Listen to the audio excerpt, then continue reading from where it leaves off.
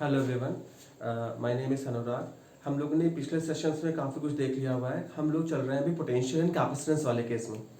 तो let's start with the capacitance. ऐसा है कि अगर कभी कोई एक इंसुलेटेड कंडक्टर हो, उसको अगर हम और चार्ज दें, एक्स्ट्रा चार्ज दे दें, तो क्या होगा, उसके अंदर कुछ पोटेंशियल गेन हो जाता है। It just gains some kind of potential, some amount of potential basically. अगर और ज्यादा कंडक्टर को चार्ज देते हैं तो एक टाइम ऐसा आएगा कि उसका पोटेंशियल और इंक्रीज करेगा। अगर कहने का मतलब ये है कि आप किसी भी कंडक्टर को चार्ज प्रोवाइड करते रहो तो उसका पोटेंशियल इंक्रीज करता रहता है। यही तो कहने का मतलब है कि आप कंडक्टर को चार्ज दो तो उसका पोटेंशियल इंक्रीज कर रहा है। तो बेसिकली अगर हम इस प्रोपोर्शनल के साइन को हटा दें तो यहाँ पे एक चीज आएगी CV। C is the constant of proportionality. इसको हम कहते हैं कैपेसिटेंस। यहाँ से C की वैल्यू निकालेंगे तो it becomes as Q by V। See, this C is called as capacitance and a device which just holds this type of capacitance is called as capacitor. Capacitor basically एक device होता है जिसकी property होती है capacitance. अब capacitance को हम define कैसे करेंगे?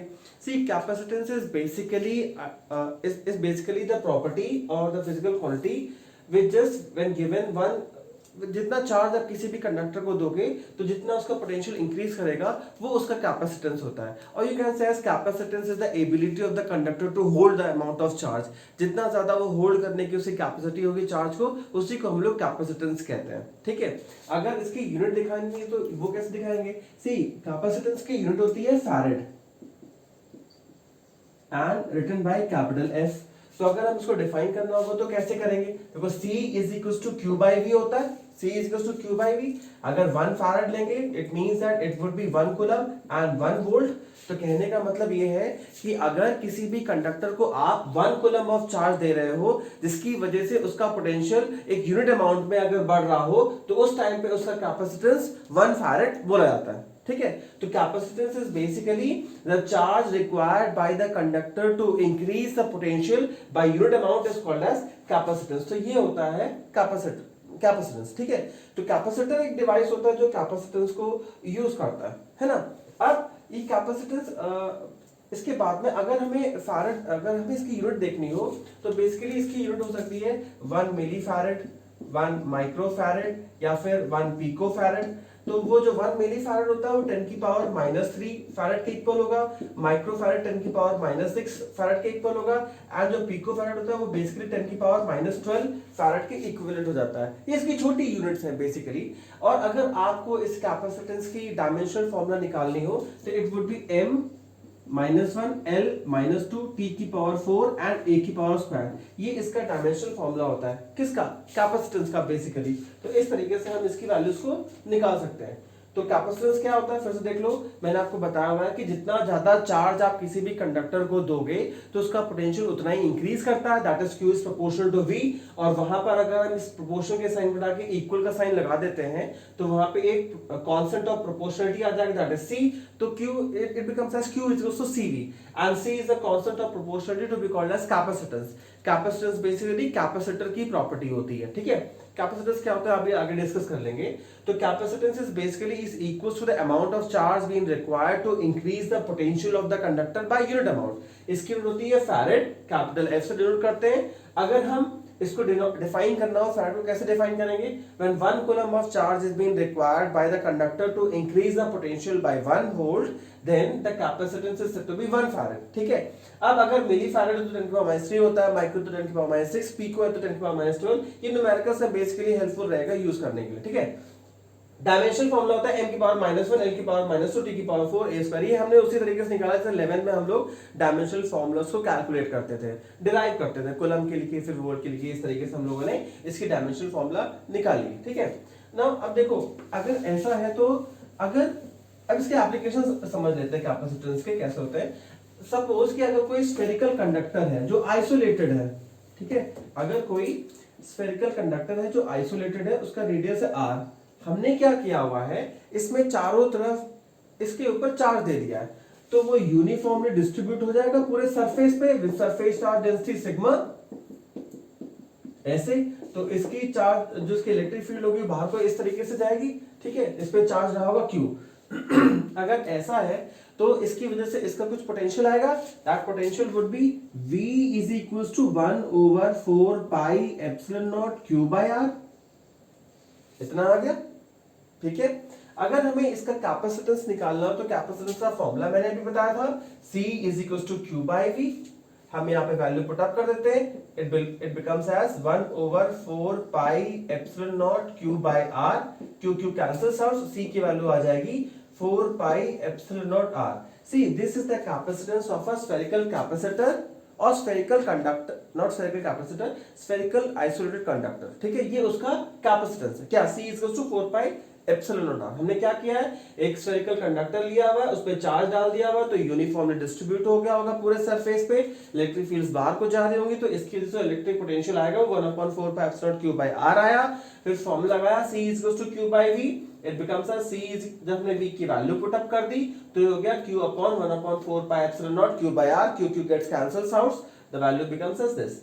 मान लेते हैं कि अगर इसका कैपेसिटेंस जो है वो 1 फैराड हो जाए, ठीक है, if C becomes equals to 1 farad, अगर ऐसा हो जाएगा तो यहाँ पे वैल्यू क्या आ जाएगी, 4 pi epsilon naught R is equal to 1, या फिर R की वैल्यू निकालेंगे तो क्या आएगा 1/4 पाई एप्सिलॉन नॉट।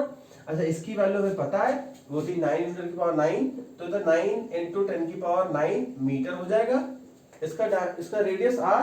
या फिर अगर हम और इसको अच्छे से करते हैं, इट बिकम्स 9 × 10⁶ किलोमीटर। कहने का मतलब ये है कि अगर हमारा कैपेसिटेंस 1 फैराड है, 1 फैराड हो जाए, तो वो तब होगा जब हमारा ये स्फेरिकल कंडक्टर कितना बड़ा हो, इतना कि उसका रेडियस 9 × 10⁶ किलोमीटर हो जाए। It is approximately 1500 times the radius of the earth. तो इतना बड़ा कंडक्टर बनाना इम्पॉसिबल टाइप है। तो बेसिकली हमें यहाँ से ये समझ में आ रहा है कि जो हमारी 1 फैराड की वैल्यू है वो बहुत ज्यादा है, इतनी ज्यादा है कि उसके लिए कम से कम आपको अर्थ के डायमीटर का, अर्थ से भी 1500 टाइम्स बड़ा स्फेरिकल कंडक्टर बनाना पड़ेगा, तब जाकर के हमारा कैपेसिटेंस 1 फैराड का आ पाएगा। क्लियर? जो कैपेसिटेंस होता है किसी भी कंडक्टर का, वो डिपेंड करता है बेसिकली उसका साइज एंड शेप कैसा है कंडक्टर का, उसके चारों ओर का मीडियम का नेचर कैसा है, परमिटिविटी कैसी है सराउंडिंग का उसका, और उसके नेबरहुड में किस टाइप का कंडक्टर रखा है, इस पे डिपेंड करता है कि उसका कैपेसिटर कैसा है। इस पे नहीं कि वो खुद किस मटेरियल का बना हुआ है या उस पे कितना चार्ज दिया जा रहा है। तो basically it depends upon the size and shape of the conductor, the nature of the surrounding medium, उसकी परमिटिविटी कैसी है, और उसके साथ में बगल में किस टाइप का कंडक्टर रखा हुआ है। ठीक है, so this is all about spherical isolated capacitor conductor। हमें यहाँ से समझ में आ गया कि हमें कितना बड़ा spherical कंडक्टर चाहिए होगा जिससे हमारी कैपेसिटेंस 1 फैराड की आ जाए। ठीक है, अच्छा एक चीज अब और समझिए कि अगर कभी भी कैपेसिटेंस की कैसे, किस तरीके से हमें डिफाइन करें कि हमें कितना कैपेसिटेंस वाला डिवाइस कैसे बनाया जा रहा होगा। तो देखिए, अगर कोई कंडक्टर है, अगर हमने उसको चार्ज प्रोवाइड किया तो उसका potential difference, electric potential increase करा। अब इलेक्ट्रिक पोटेंशियल इंक्रीज करने का मतलब है उसकी होल्डिंग कैपेसिटी बढ़ी। आपने क्या किया, उसको और चार्ज प्रोवाइड करा, ठीक है, उसकी पोटेंशियल जो है इलेक्ट्रिक पोटेंशियल और बढ़ी। एक टाइम पे ऐसा आएगा कि उसकी जो उसकी इलेक्ट्रिक पोटेंशियल है वो उसकी electric field E is equal to sigma upon epsilon naught को ओवरकम कर जाएगा। अगर इसको ओवरकम कर गया तो क्या होगा, उसके सराउंडिंग में जो एयर है, उसके जितने भी मॉलिक्यूल्स होते हैं वो उसको आयनाइज करना शुरू कर देगा, और जिस टाइम पे आयनाइज किया उस टाइम पे ब्रेक डाउन हो जाएगा, और जो उसका चार्ज वो पूरा एयर में चला जाएगा, तो वो न्यूट्रल कंडीशन में हो जाएगा। तो एयर का अप्रोक्सीमेटली जो ब्रेकडाउन होता है वो 3 × 10⁶ वोल्ट पर मीटर के अकॉर्डिंगली होता है। तो अगर हमें किसी भी कंडक्टर को इतना होल्डिंग कैपेसिटर बनाना है तो उसको उतना ही चार्ज देना पड़ेगा, उतनी ही लिमिट देनी पड़ती है जिससे वो ये ब्रेकडाउन ना कर जाए, नहीं तो फिर वो ब्रेकडाउन हो जाएगा तो न्यूट्रल कंडीशन में चला जाएगा। तो बेसिक यहाँ से हमें पता चलता है कि कैपेसिटर कितने बड़ा साइज का होना चाहिए, या तो फिर आप बड़ा कर दीजिए साइज उसका तो और ज्यादा चार्ज उस पर स्टोर कर पाओगे। ठीक है, तो देखो बेसिकली काम कैसे करता है ये कैपेसिटर, काम कैसे करता होगा। तो देखो इसके लिए अगर हम नोटिस करें कि अगर आपने क्या किया, एक यहाँ पर कोई भी, ध्यान दीजिएगा, एक कंडक्टर लिया हुआ है, इसको पॉजिटिवली चार्ज करा हुआ है, ऐसा it is being positively charged. ठीक है, इसके साथ में आपने एक और कंडक्टर रखा हुआ है, this is plate A and this is plate B। एक और पैरेलल में एक प्लेट B का कंडक्टर रखा हुआ जो अभी चार्ज नहीं है, अभी नॉर्मल और न्यूट्रल कंडीशन में। जैसे ही हम इसके पास में लाए क्या होगा, यहाँ पे नेगेटिव चार्ज इंड्यूस हो जाएगा एंड पॉजिटिव चार्ज इस तरफ इंड्यूस हो जाएगा। ऐसा हो गया होगा। अब अगर ऐसा हो जाएगा तो देखो ध्यान समझना मैं क्या बता रहा हूँ, ये जो नेगेटिव चार्ज है वे इसके पॉजिटिव चार्ज की वजह से इसको इस तरफ आ गया है, तो ये क्या करता है, इसकी पोटेंशियल इलेक्ट्रिक पोटेंशियल को डिक्रीज करता है। इसका नेगेटिव चार्ज प्लेट बी का प्लेट ए के पोटेंशियल को डिक्रीज करेगा, वहीं पर जो इसका पॉजिटिव वाला पार्ट है वो इसको इंक्रीज करता है। ठीक है, तो जब ये नेगेटिव वाला इसको डिक्रीज कर रहा है तो इसका मतलब ये है कि हम इसमें और पोटेंशियल डाल सकते हैं। अब हमने क्या किया, इसके बाद हमने इसको अर्थिंग कर दिया, अर्थिंग लगा दी, उसके बाद क्या हुआ, सारा का सारा नीचे से नेगेटिव चार्ज आया और इसको न्यूट्रल कर गया। अब कहने का मतलब इसमें और नेगेटिव चार्ज आ गया, और नेगेटिव चार्ज आने कहने का मतलब है कि ये इसकी पॉजिटिविटी जो इसका पोटेंशियल डिफरेंस पोटेंशियल है उसको और डिक्रीज करेगा, और आप इसको चार्ज दे सकते हो। जितना ज्यादा इसकी पोटेंशियल को ये डिक्रीज करता रहेगा हम इसको और उतना ही चार्ज दे सकते हैं। ठीक है, एक टाइम पे क्या करेंगे, हम इसको न्यूट्रल को हटा दें तो क्या होगा, इसका पूरा चार्ज जितना स्टोर था वो स्टोर हो जाएगा, जितना ज्यादा हमने एक्स्ट्रा चार्ज दे दिया था। In this way it is being able to store the charge, इस तरीके से वो चार्ज को स्टोर करता है। तभी हम कहते हैं कि capacitor is basically a device which is just being used to store the charge, इस तरीके से वो स्टोर करता है। समझ रहे हो, कह रहे हैं अब इसको अगर हम हटा दें, यहां से ऐसे हटा दें तो जितना चार्ज आपने इस पे दिया था उतना स्टोर हो जाएगा, है ना। टाइम के साथ में वो जैसे जैसे आप इसे यूज करोगे वैसे वैसे चार्ज चला भी जाता है। तो इन this way it stores the charge, ये इसका बेसिक प्रिंसिपल है कि कैपेसिटर करता क्या है, it basically is the ability, it is having the ability to store the charge with it. जो एक कैपेसिटर होता है उसको डिनोट करने का, सिंबलाइज करने का तरीका होता है, इस तरीके से सिंबलाइज करते हैं। This is a parallel plates capacitor. ठीक है, ये एक फिक्स्ड वैल्यू वाला कैपेसिटर है, अगर ऐसे बना दे तो एक टाइप का वेरिएबल कैपेसिटर हो जाता है। ठीक है, तो this is all about capacitors. तो अभी हम लोगों ने क्या समझा हुआ है कि कैपेसिटर बेसिकली एक ऐसा डिवाइस होता है जो चार्ज को स्टोर करता है, जिसकी वैल्यू होती है C = Q/V, या फिर आप ये कह सकते हो कि it is that much amount of charge which is being given to the conductor to increase the electric potential by unit amount, या फिर 1 coulomb of charge दे रहे होगे तो उसका पोटेंशियल कितना इंक्रीज कर रहा होगा, 1 वोल्ट से। ठीक है, अच्छा आगे देखते हैं, एक पैरेलल प्लेट कैपेसिटर का एग्जांपल ले लेते हैं। ठीक है, उसका हम लोग कैपेसिटेंस निकाल के देखते हैं कितना आ रहा है। सपोज ये एक प्लेट है, इस पे हमने पॉजिटिव चार्ज दिया हुआ है, Q = सिग्मा ए, या सिग्मा सरफेस चार्ज डेंसिटी के हिसाब से Q = सिग्मा ए, या फिर आप ये कह सकते हो सरफेस चार्ज डेंसिटी जब मैंने आपको बताया तो Q/A होता था, तो Q = सिग्मा ए हो गया होगा। पॉजिटिव चार्ज है तो ये रहा पॉजिटिव चार्ज पूरा, इसके ऊपर पॉजिटिव चार्ज लगा होगा। हमने क्या किया है, d डिस्टेंस पे एक और दूसरी प्लेट रखी हुई है, उस पे हमने नेगेटिव चार्ज दिया है ऐसा, तो Q = सिग्मा ये भी होगा, तो प्लस Q ये माइनस Q। ठीक है, अच्छा जब मैंने आपको पैरेलल प्लेट्स कंडक्टर वाला केस बताया था इलेक्ट्रिक फील्ड में, आप पीछे की वीडियोस में देखना, आपको मैंने एक जगह डिस्कस करा हुआ है कि जिस जगह पे हमने दो प्लेट्स के साथ में रख करके ऑफ डिफरेंट चार्ज या सेम चार्ज के साथ में इलेक्ट्रिक फील्ड निकाली थी, तो कैसे निकाली थी, देखो इसकी इलेक्ट्रिक फील्ड बाहर को जा रही होगी, यहां पर, यहां पे भी बाहर को जा रही है और यहां पे भी बाहर को जा रही है, ऐसे। ठीक है, this is E1 due to this one E1 और यहां पे E1, और ये एक नेगेटिव चार्ज है, इसमें इलेक्ट्रिक फील्ड अंदर को जाती है, तो ये E2 अंदर को आ रही है, ये तो इसमें भी अंदर को आएगा ऐसा, और इसमें भी अंदर को आएगा E2। तो देखो इन रीजन 1 एंड रीजन 2 दोनों की इलेक्ट्रिक फील्ड एक साथ देख लेते हैं। E1 अगर हम यहां पे निकाल रहे हैं नेट E, तो it is just equals to E = E1 plus of E2। लेकिन जरा ध्यान से देखो, E1 बाहर की तरफ जा रहा है, E2 अंदर की तरफ आ रहा है, तो it becomes a sigma upon 2 epsilon plus का माइनस का sigma upon 2 epsilon naught, it becomes अ 0। ये E1 है। ऐसे ही हम अगर ये फर्स्ट रीजन है, ये सेकंड रीजन है, अगर सेकंड रीजन में निकालेंगे तो वहां पे क्या होगा, यहाँ पे E1 बाहर की तरफ को जा रहा है और E2 अंदर की तरफ को जा रहा है, तो same as 2 epsilon naught minus of sigma of 2 epsilon naught, it again becomes equals 0। यहाँ पे देखते हैं थर्ड केस में, थर्ड रीजन में, वहां पे क्या होगा, E1 प्लस E2 का करें तो E1 जो है वो भी डाउनवर्ड जा रहा है, sigma upon 2 epsilon not, plus जो E2 है वो भी डाउनवर्ड जा रहा होगा क्योंकि नेगेटिव चार्ज है, वो इसको अट्रैक्ट करता है, तो E it is also sigma upon 2 epsilon not, तो एलसीएम लोगे तो 2 सिग्मा अपॉन 2 एप्सिलॉन नॉट आएगा, तो पूरी वैल्यू कितनी आ जाएगी sigma upon epsilon naught. This is E in the third region, और you can say as electric field inside this. ठीक है, अब हमें निकालना है इसका कैपेसिटेंस। कैपेसिटेंस का फॉर्मूला क्या होता है, C is equal to Q by V, है कि नहीं। इसका जो Q है वो कितना है, सिग्मा इनटू A, हम लोगों ने पहले लिख दिया था।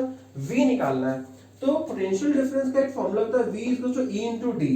E हमने निकाल लिया है sigma upon epsilon naught into D, ठीक है, दिस इज V बेसिकली। अगर हम यहां पर उसकी वैल्यू पुट अप कर दें तो हमें क्या मिलेगा, C is equal to Q upon V sigma A upon sigma D upon epsilon naught. ये सिग्मा सिग्मा कैंसिल, ये ऊपर चला जाएगा, तो it becomes C is equal to epsilon naught A by D। यहां से हमें क्या समझ आ रहा है, जो कैपेसिटेंस है ये डिपेंड करता है एरिया ऑफ क्रॉस सेक्शन पे, डिपेंड करता है डिस्टेंस पे, एंड डिपेंड करता है किस पे, नेचर ऑफ द मीडियम, इन दोनों के बीच में कैसा है। तो in this way you would be able to calculate or obtain the capacitance of a parallel plate capacitor। हम इस तरीके से parallel plate capacitors की capacitance निकाल सकते हैं। फिर से देख लो, हमने क्या किया, एक पॉजिटिव चार्ज की प्लेट ली जिसके ऊपर चार्ज था Q सिग्मा है, वहीं पर एक नेगेटिव चार्ज की प्लेट ली जिसके ऊपर था Q माइनस ऑफ सिग्मा है। अब देखो, जब पैरेलल प्लेट कंडक्टर्स के बीच में इलेक्ट्रिक फील्ड निकालना सिखाया था तब बताया था कि जहां पे ऑपोजिट इलेक्ट्रिक फील्ड्स होती है वहां पे जीरो हो जाता है। इसकी वजह से इलेक्ट्रिक फील्ड होगी वो होगी सिग्मा अपॉन 2 एप्सिलॉन नॉट, इसकी वजह से भी सिग्मा अपॉन 2 एप्सिलॉन नॉट। ये बाहर की तरफ को जा रही है और इसकी वजह से अंदर की तरफ को आ रहा होगा, तो sigma upon 2 epsilon naught minus of sigma upon 2 epsilon naught, it becomes zero. Same as इस रीजन में भी ऑपोजिट और नीचे और ऊपर जाए तो यहाँ पे भी जीरो।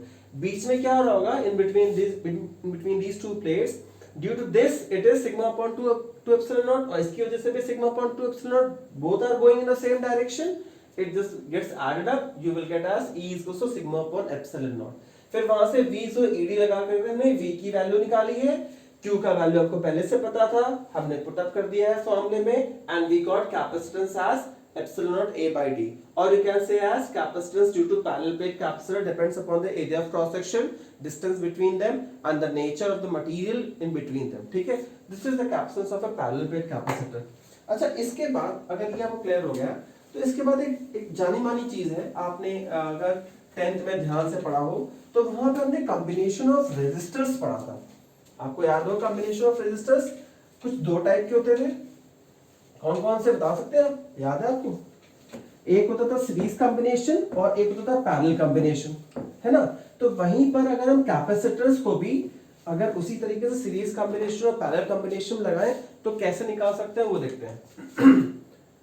कॉम्बिनेशंस की बात कर रहे हैं हम लोग यहां पर, पहले बात करते हैं सीरीज कॉम्बिनेशंस की।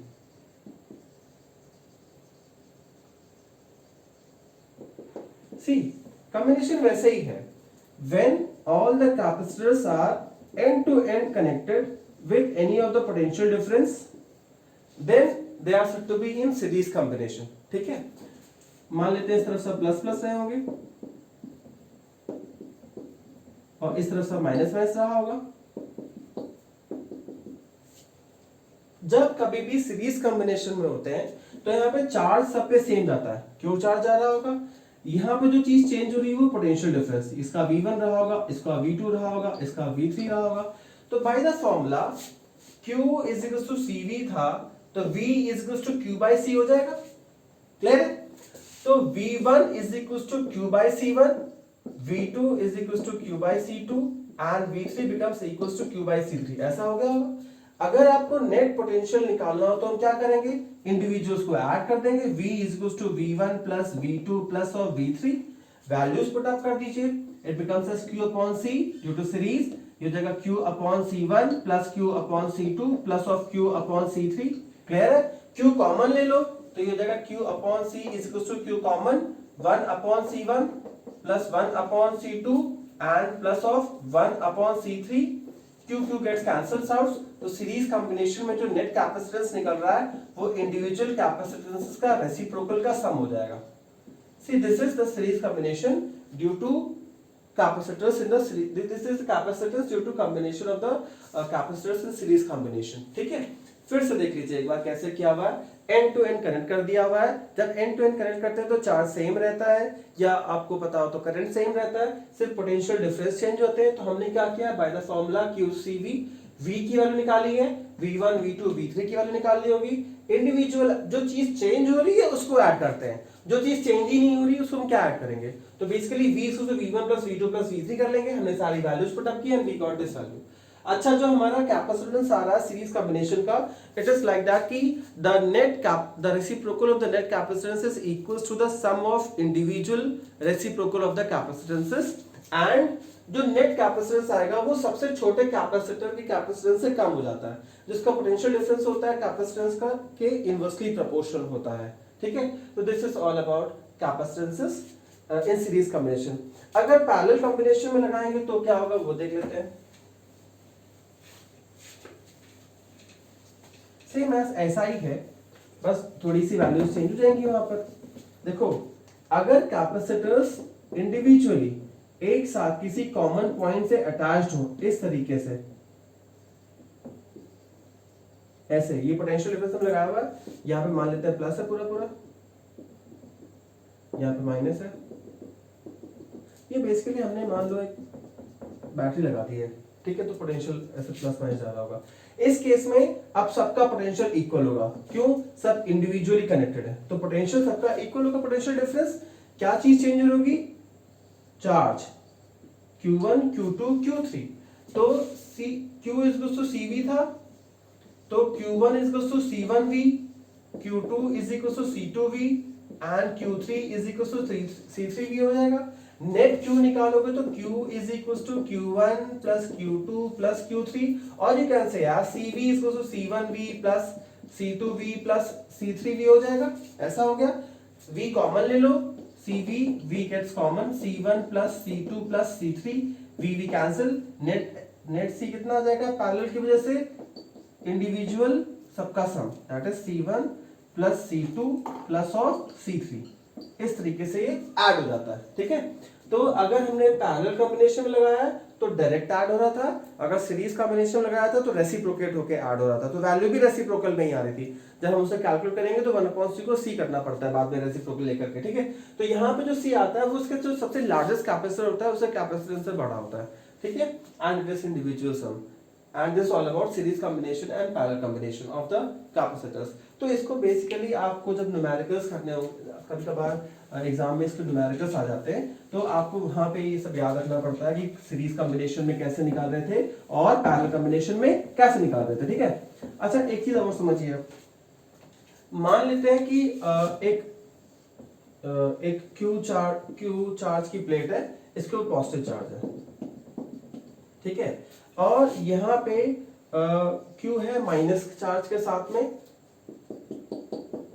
इसकी वजह से, तो अगर यहाँ पे ये इसको चार्ज प्रोवाइड करेगा, अगर हम इसको और चार्ज प्रोवाइड कर रहे हैं, चार्ज स्टोर करने के लिए चार्ज देना पड़ेगा ना, तो उस टाइम पे अगर ये और चार्ज इसको फोर्सफुली लगाएगा तो हमें वहां पे वर्क डन करना पड़ेगा।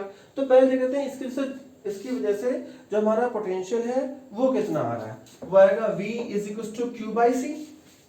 ठीक है, हम यहाँ क्या देख रहे हैं समझ लीजिए, हम यहाँ ये देख रहे हैं कि अगर एक पैरेलल प्लेट कैपेसिटर है तो उसकी प्लेट्स के बीच में जब चार्ज ट्रांसफर होता है, जब कभी हम उस पूरी बॉडी को और चार्ज प्रोवाइड करते हैं, चार्ज स्टोर करने की कैपेबिलिटी बढ़ाते हैं या और चार्ज स्टोर करते हैं, तो बेसिकली हमें ट्रांसफर ऑफ चार्ज के थ्रू जाना पड़ेगा। ट्रांसफर करने का मतलब है कि चार्ज को एक जगह से दूसरी जगह पर जब मूव कराओगे, तो जब यहाँ से यहाँ जाते हैं पोटेंशियल बढ़ गया, फिर यहाँ जाएगा और पोटेंशियल बढ़ेगा, तो जब और पोटेंशियल बढ़ गया तो ये इजीली तो मूव नहीं करेगा। अब इसको मूव कराने के लिए हमें वर्क डन करना पड़ेगा। वो वर्क डन कहाँ जा रहा है, वो इसकी इलेक्ट्रिकल एनर्जी के फॉर्म में या पोटेंशियल एनर्जी के फॉर्म में स्टोर हो रहा है। हमें ये देखना है कि इसकी पोटेंशियल कितनी आ कितनी रही है, कितना वर्क डन करना पड़ रहा होगा। तो मान लेते हैं इसकी वजह से जो V है वो Q/C आया है। अब हमने क्या किया है, इसके ऊपर dq चार्ज और दिया है, तो वर्क डन करना पड़ा होगा, dW is equal to V dq। ये फॉर्मूला कहां से आया है, V is equal to W by Q by the definition of electric potential, हमने ये लगा दिया है। अब देखो V की वैल्यू पुट अप कर दो, it becomes as Q/C dq। अगर टोटल चार्ज निकालना है तो हमें इंटीग्रेट करना पड़ेगा, दैट इज Q/C dq हो जाएगा। ठीक है, यहां से 1/c को बाहर निकाल लो, Q dq, इजी है फॉर्मूला, लगा दीजिए, इट इज Q² अपॉन 2। तो बेसिकली जो हमारा वर्क डन आता है वो कितना आया है, work done is equal to half of Q square by C। ये पोटेंशियल एनर्जी है, half of Q square by C। Q is equal to CV होता है, आप यहाँ वैल्यू पुट अप कर दीजिए, half of C square V square upon C gets cancels out, तो half of CV square आता है। This is the basic popular formula of this one, कि जो पोटेंशियल एनर्जी होती है किसी भी कैपेसिटेंस में वो U is equal to half of CV square के इक्वल होता है। एक चीज और है, आप इसको याद रखिएगा, ये पहला फॉर्मूला हमारा आया था, this is the second one. फिर Q is equal to CV होता है, यहाँ CV स्क्वायर है, एक CV को Q लिख देते हैं, तो it becomes half of Q into V। तो ये भी एक फॉर्मूला है। तो this basically this is the potential energy of a parallel plate capacitor. ठीक है, फिर से देख लो, इसके वजह से जो V था वो Q बाई C था, जब हमने छोटा सा चार्ज और दिया है तो वर्क डन करना पड़ा होगा, dW से V dQ हो गया है, ये formula V is equal to W by Q से आया। ठीक है, by the definition of electric potential. फिर हमने इस V की वैल्यू पुट अप कर दी है, dW से टोटल वर्क डन निकालना था तो हमने इंटीग्रेट कर दिया, Q बाई C dQ आ गया है, 1 अपॉन C कॉमन ले लिया, बाहर निकाल लिया है, कांस्टेंट वैल्यू होगी जिसके लिए Q बचा, Q स्क्वायर बाई 2 आया इंटीग्रेट करने पर। फिर हमने वहां पे value Q square by C की Q की वैल्यू पुट अप करी, CV, C square V square cancel करके हाफ ऑफ CV स्क्वायर आया, हाफ ऑफ QV आया। तो basic these are the three formulas of the potential energy of a parallel plate capacitor. आप इनको याद रखना भी। अच्छा, सपोज हमने क्या किया है कि अगर सीरीज कॉम्बिनेशन में अगर हमें देखना हो कि ये पोटेंशियल एनर्जी किस तरीके से वैरी कर रही है, तो वो भी देख लेते हैं। जैसे अगर सीरीज कॉम्बिनेशन हमारे पास था तो 1 upon C equals to 1 upon C1 plus 1 upon C2 plus 1 upon C3 था, जो going on up to 1 upon Cn था, ऐसा। तो देखो बेटा, हम ये वाला फॉर्मूला लगाते हैं, that is U is equals to half of Q square upon C, या आप इसे U is equals to Q square upon 2 into 1 upon C। 1 upon C की वैल्यू पुट अप कर दीजिए, तो Q square upon 2 1 upon C1 plus 1 upon C2 plus 1 upon C3 हो जाएगा, going on up to Cn हो जाएगा। आप bracket खोल दीजिए, it becomes as half of Q square upon C1 plus half of Q square upon C2 plus half of Q square upon C3। इस तरीके से हो गया। ये अपने आप में U1 है, ये अपने आप में U2 है, ये अपने आप में U3 है। तो हमारा जो नेट पोटेंशियल एनर्जी आएगा सीरीज कॉम्बिनेशन में, वो डायरेक्टली इंडिविजुअल कैपेसिटर्स का जो कैपेसिटेंस होगा उनका इंडिविजुअल पोटेंशियल एनर्जी का सम होगा, that is U1 plus U2 plus U3। ये कौन सा कॉम्बिनेशन था? ये सीरीज कॉम्बिनेशन के केस हम लोग देख रहे हैं। ठीक है, जरा पैरेलल के केस में देख लेते हैं। पैरेलल में हमारा C1 plus C2 plus C3 आया था पैरेलल कॉम्बिनेशन में, उस केस में हम लोग पोटेंशियल एनर्जी देख लेते हैं। तो उस केस में हम लोग हाफ ऑफ CV स्क्वायर वाला फॉर्मूला लगाएंगे, it is half of CV square. अब देखो U is half of C की वैल्यू पुट अप कर दो, ये हॉचपॉच हो रहा है।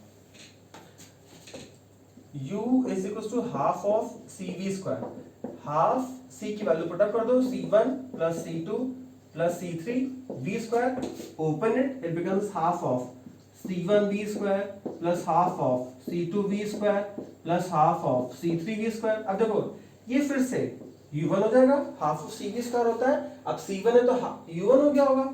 ऐसे ही half of C2 V square मतलब it is U2, half of C3 V square मतलब इट इज U3।